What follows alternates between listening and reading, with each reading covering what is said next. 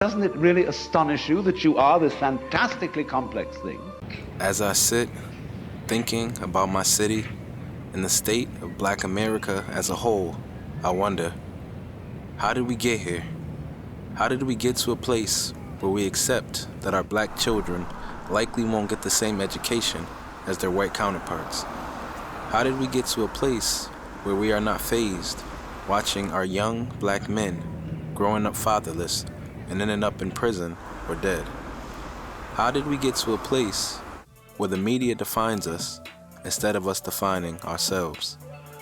I refuse to remain silent on these issues, so I decided to write a book to express my thoughts.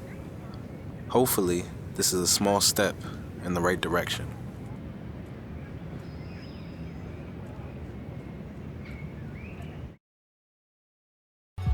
Inner city, predominantly Black schools are typically much worse off than other schools.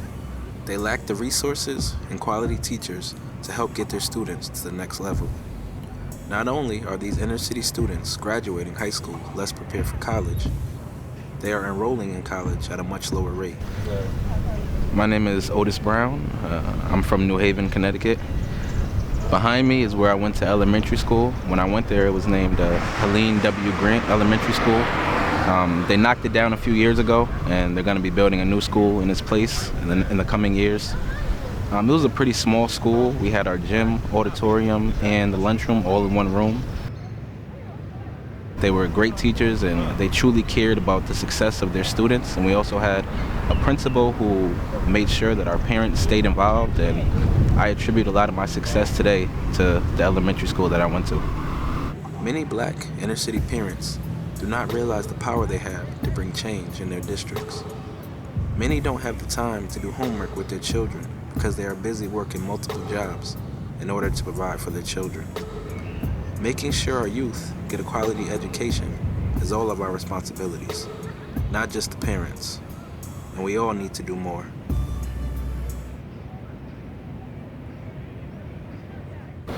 Over the past few years, unfortunately, New Haven has become one of the most violent cities in America. It's also been a hotbed for drug activity.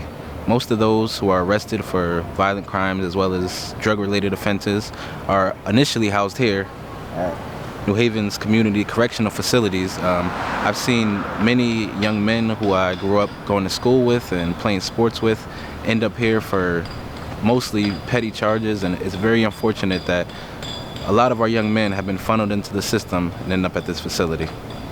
Maybe the most overlooked issue plaguing the Black community is the effect of mass incarceration.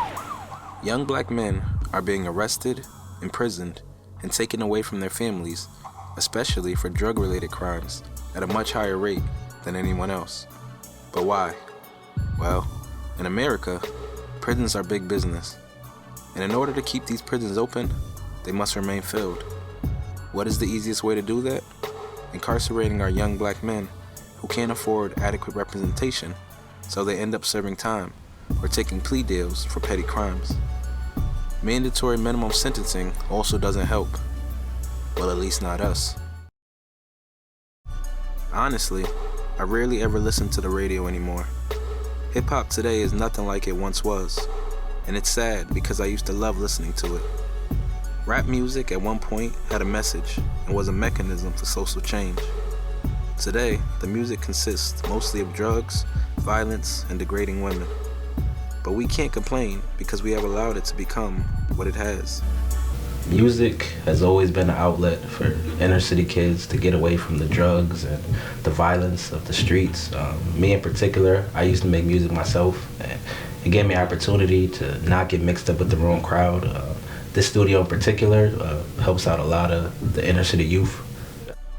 Rappers are role models, whether they like it or not, so we need to hold them to a higher standard, but we don't.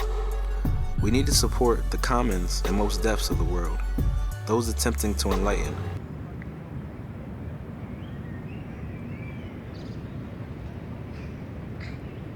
Breaking the cycle is not an easy task, but we can all play a role in doing so. Each of us can support our local schools and fight to improve them. Each of us can push for the changing of drug laws so that our young boys aren't disproportionately affected by them, even though they aren't more likely to commit drug crimes. We all can support our artists that are attempting to make a difference. But most importantly, we must remain united because we are so much stronger together than we are apart.